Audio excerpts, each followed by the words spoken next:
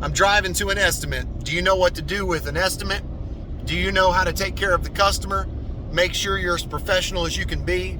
Make sure that when you install that equipment, it's going to do better than the last equipment that was there. Well, let me give you some real experience. I give the customer a call ahead of time because it's quite a drive. It's about 30, 45 minutes. I said, are you going to be available? They said, yes, of course. I said, have you got any other estimates? They said, yeah, I got one.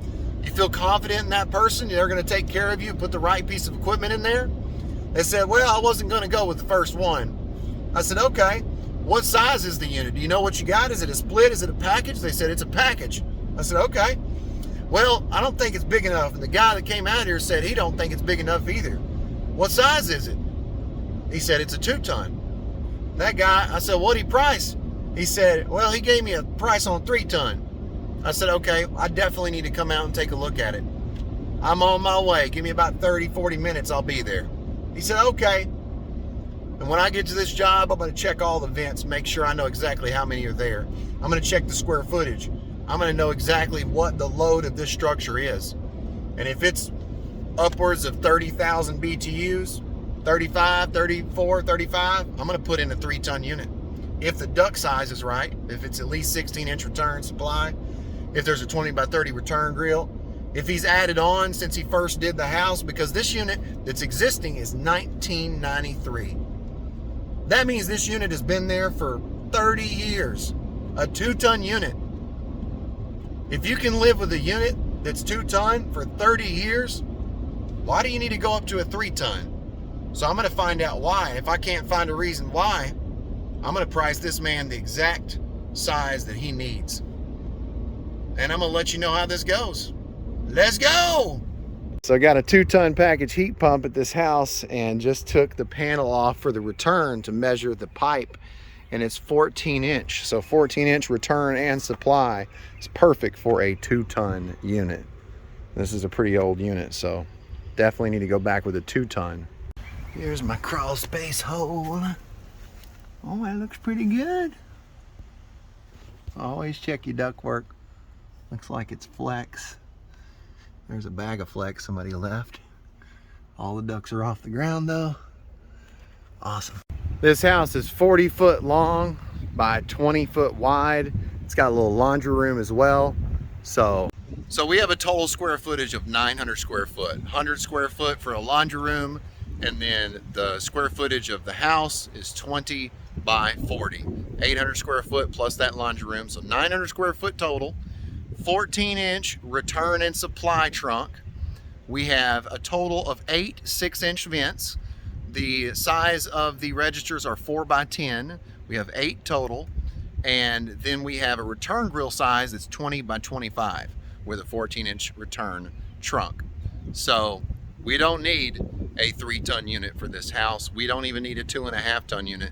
We've got an existing 2-ton unit, and we're gonna go back with the 2-ton unit. Breaker size is 70 amps. Here's our wire coming to our breaker. We're definitely going to replace this breaker box with another 100 amp, 125 amp box. We got a nice concrete pad, so that's good. No need for a pad. Man, I love my job. I love it when I come to a job and someone says, you seem a lot more knowledgeable than the other people that have been here, and I hope that we definitely get to go with you. I haven't even given the price yet. I'm not concerned about the price. I'm concerned about the equipment's longevity and the customer's happiness. And because that's my care, because that's my concern, I'm going to get this job. And I'm not even going to try because I'm just working. That's what I'm doing. There are sales trainings that people go to and they spend thousands of dollars to listen to somebody say, you can make this amount, you can make this amount. And I feel sorry for those people because unlike them, I don't have to spend 2 hours at a house trying to convince somebody why they should go with me. No, I'm here for 10, 15, 20 minutes and I haven't even given the price yet. I'm going to go to the shop and I'm going to sit down, email, give them the price. But I know for sure I got the job. I know for sure. Why? Because they know I'm going to take care of them. But when you're focused on your ticket price and how much money you can make and commission, I'm gonna beat you. I'm here. They're like, wow, you took the rain shield off, you're checking the ductwork. Yeah, you know, it'll only push this much. And I get to talking to this person and who lives here, and he's a pretty smart guy. He knows about engines, and I explained to him, you know, if you have an engine and you oversize the engine for the exhaust and you don't have enough exhaust or enough air intake, you burn up the engine. Same thing with a HVAC unit, air conditioner. You burn it up. This is a heat pump. You got to have enough air to go across the indoor coil. Indoor coil gets too hot, viscosity of the oil breaks down, you're constantly tripping on high head pressure. The person that would have put a 3-ton unit on this 14-inch duct with 8 6-inch vents is a fool, an absolute fool. And there's some of you that are watching, and I hope it's very few of you. I hope that most of you have a brain in your head to not do something like this, because then you definitely will lose the job. You'll go, well, if they want a 3-ton unit, I'll just change the ductwork out. Well, we only have financing up to 12.5 these people are using, like not through me, but through their local municipality, power company. They've got financing approved for 12.5. It would be well over 12.5, or probably at 12.5 for 3-ton unit and ductwork. Why would I do that? Then their payment's more, their ductwork's fine. Now there's some tears on the flex duct connected to the supply and return at the package unit, but we're going to replace that. We don't want that. Really, I don't even like flex.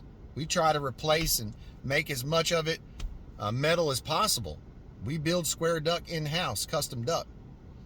I'm not concerned about the money.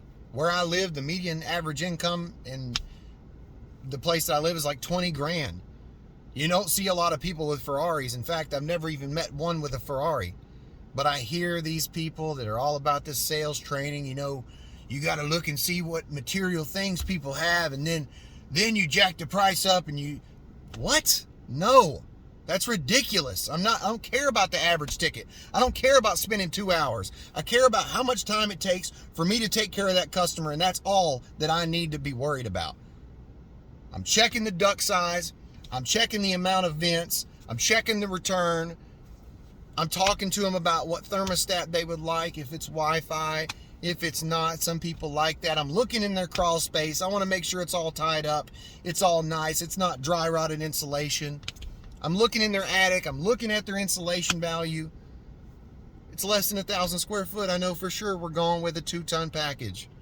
Why? Because they don't make a smaller than 2-ton. And I know for sure I'm not putting a 2.5-ton. 2.5-ton requires 10 6-inch vents. If you have not watched my video on how to size ductwork, please stop and watch that video. And if you want the whole video, it's members only. And there's a reason for that, because if you watch something like this and you have no idea, you are going to be ready for battle. I'm equipping you with all the tools, all the necessary weapons that you need to be able to be like just ready for it. And no one's going to stand a chance. No one can beat me because they're not doing the customer right. They're coming out here and they just, I don't know what's going on, really. But your little sales trainings, they're not working. So the guys out there doing your little sales training, thousands of dollars, you're going to mess up, because these people are just going to go in worried about, hey, sign a ticket here, and then you don't even know how to install it. If you don't know how to install it, you don't know how to work on it, you don't have any business selling it. Go check out my sales training video if you really want to know how to sell equipment. It has nothing to do with fear selling. It has nothing to do with pressure selling. I'm so glad I did this video today. And I knew, on the way here, I knew going from a 2 to a 3. Not today, big boys. Teddy's here. Teddy Poppins. Taking out the old package heat pump, the old Rudd, the old Rude Rudd, and putting in the York 2-ton, 24,000 BTU. So if you turn the panel around, it says 2-ton heat pump. You can't find them on the serial number, but that's how I know it's a 2-ton. Look, we got a couple burnt wires here.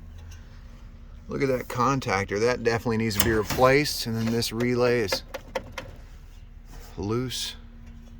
What is that? Right there, 1993. Always ask the customer, do you want us to leave the unit or do you want us to take it with us? We just scrap it. They wanted to keep it, so we're going to put it on this trailer for them. These are what the supply registers look like. There's 8 total, and they're all 4x10. Always find the breaker box. Got the main breaker for that air conditioner heat pump off, just in case we have to replace the breaker or the disconnect box. Here is the old thermostat. Customer said they would like a Wi-Fi thermostat. So you can tell it's a heat pump stat because it's got the emergency heat there. Woo!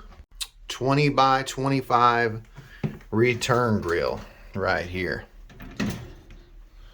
See, 20x25. Look at that. Okay. Pretty nice box. For all you guys out there that say Darren's always on break, here's your proof he's not. I gotta get your outside. Are you, Darren? You're not always on break. Shoot, most of the time I am. Hey, this was to prove you weren't. Well, I get the job done though. Here's the thermostat we're installing. 8000 smart thermostat. Got that Wi-Fi feature. It's round pipe. There's just flex connections right there. Yeah, I will. Nice concrete pad, no cracks. You're right. To the right. Got the old unit on the trailer, the new unit on the pad. Almost finished with the change out.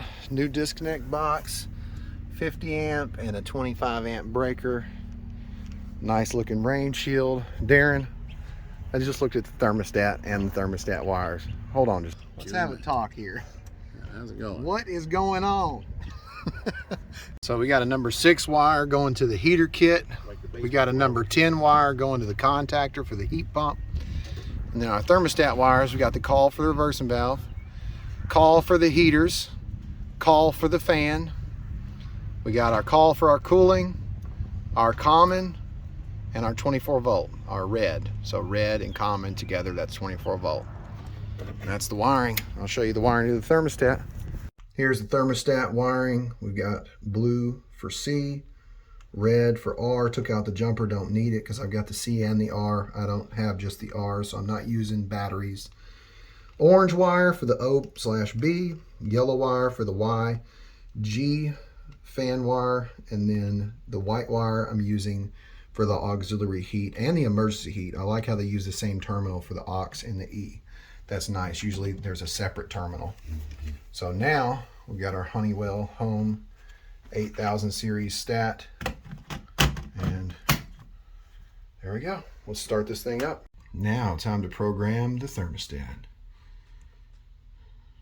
Non-programmable. Fahrenheit. No outdoor sensor. And this is a heat pump. Air to air. We're going to energize cooling. Single stage. Backup heat. Backup heat is electric. Definitely want automatic changeover. Basic options. We don't want to set the outdoor lockout. Okay, let's see here. Compressor delay. I don't like delays. Let's do 1 minute because the board has a built-in delay. Extended fan runtime. Yeah, let's do 30 seconds. Let's do 30 seconds. Minimum heat, cool. Keypad unlocked, no wired sensor. 1 air filter. And really this is it. So I'm not going to make you watch me do all this. Done. Yes. Customer wanted a Wi-Fi stat. Whenever I see the customer, which they're not here right now, I will help them connect to the Wi-Fi network. But not right now. Oh, we have an alert. What is this alert? Menu. Whoopsies. Okay. Home. Click here. Oh, set the time and the date. Really? That was the alert? Now, we are going to turn it to cooling. And we're going to do some tests. It's 73 in here right now. We're going to drop it to 63. And I like how it shows humidity as well. That's nice. Here's our unit model number, PHE4A24, because it's a 24,000 BTU. Here's our heater kit. It's the 6501-1006. Scroll over here. We're using a 50 amp breaker, max overcurrent protection, 230 volt for the heater kit, and then 25 amp breaker, double pole, 230 volt for the heat pump. And that's how we figured out our breaker sizes.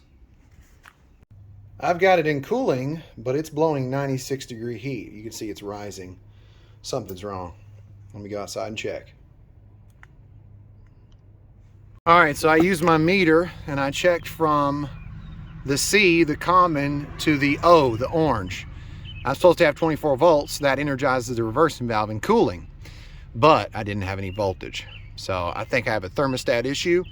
I'm gonna take the orange wire loose and I'm gonna swap it for the brown and then go to the thermostat and rewire it. And I'm gonna put the brown wire on the O terminal. And then we're gonna see what happens. It swapped the brown for the orange. Now I'm gonna go inside and do it. Tried the brown wire, now I'm doing the black wire. Well, I tried swapping 2 wires, it did not work. So now we gotta pull a new stat wire.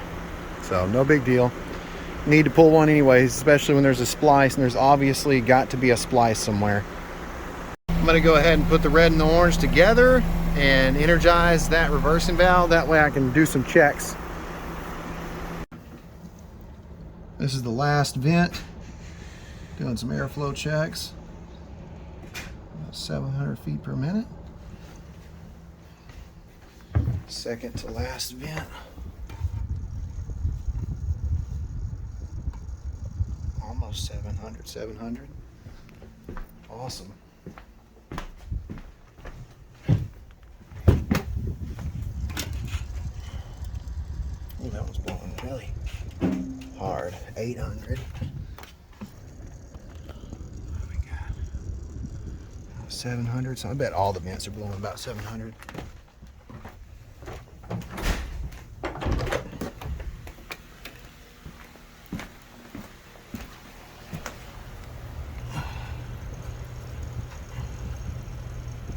Awesome.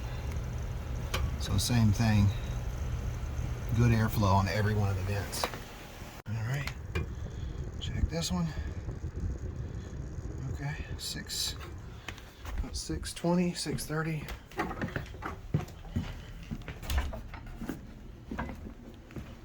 Bathroom vent. So all the vents are blowing really nicely. We didn't check one vent because it was behind the couch. Now, let's see what we got on our return grill. Up at the top, about 450. The bottom, about 450. Oh, nice.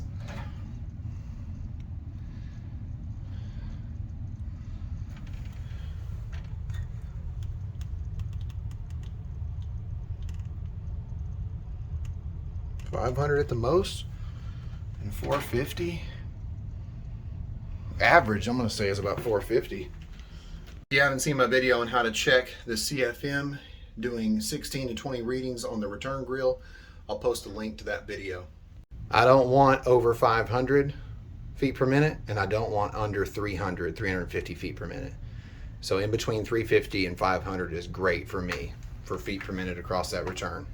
On the supply vents, I wanted between 400 and 700 feet per minute. And all these vents are blowing in between 600 and 700. It's 73 degrees in the house. Let's check the supply air temperature. It's 55. So 18 degree split. In cooling, oh, it's going down, so we probably have about a 19 then. So pretty good. So we know we can probably slow down. Okay, we're about to hit 54. Yep, 54. So 19 degree temperature split between return and supply temp. We could probably lower this fan speed and gain more temperature split, which would be nice. Oh yeah, it's going down. It's probably going to be 20 degrees. Pulling a new thermostat wire. Got to roll the stat wire here. Tie it on to the spot that was spliced. It had a lot of slack, so we were able to pull it back through the rain shield to find it. So we're going to go underneath and get this thing pulled. And Darren is the hero. I'm about ready to put some of this. I'm about ready to put some of this on that line. There you go. I wonder where he's taping it, because sometimes that can grip. Is this a sponsored commercial? I don't know. I doubt it. So the thermostat wire's in the return, which is really nice. It won't pull it. It won't pull past where we've connected it. Oh boy. Almost all of it though, man. Dad, come. Alright, I gotta go under it. Yeah. Bam, bam, bam. Got a new stat wire now. So, ready to wire it in. It's working, and it wasn't the thermostat wire.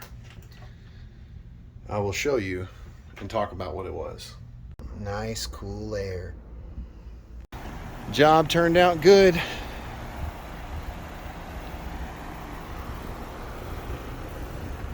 One last look. So I made a mistake on this job and I learned something, and I didn't really know this could be possible, or maybe I've learned it and then I forgot it. So there's a jumper between the terminal on the thermostat labeled R and RC. And I took that jumper out because I thought, well, I'm not using batteries. I don't need that jumper. We've got a C and a red. We've got an R and a C. We've got a red and a common. So we got 24 volts to power the stat. But little did I know that when you take that jumper out, the thermostat doesn't energize the reversing valve. So we pulled a thermostat wire for nothing, but I wouldn't say it was for nothing because we didn't know it had splices in it. And since it has splices, it needs to be a new thermostat wire anyways. Usually we pull a stat wire if it has a splice or if there's not enough stat wires for the unit that we're installing. Got a new stat wire, put the jumper back in, learned a lesson, a valuable lesson. Leave that jumper in no matter what. And that was a Honeywell 8000 series stat. I hope you learned something in this video.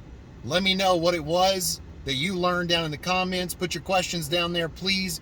Questions can become content. Thank you so much for watching. If you want more videos like this, check out my playlist, HVAC Tips for Technicians.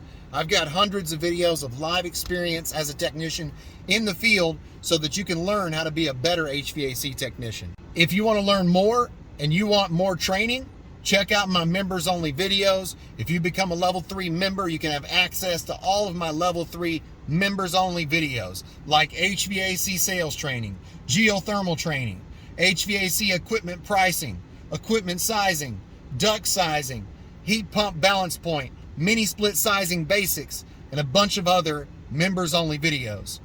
Definitely become a member. Let me know you joined. I'll also give you my email, and then I'll send you a bunch of guides like my airflow and duct design guide, my flush cart guide, my geothermal training guide, a bunch of other guides that I've got for you. You've been watching HVAC Tips for Technicians. I'm Tad, and I'll keep you cool if you let me.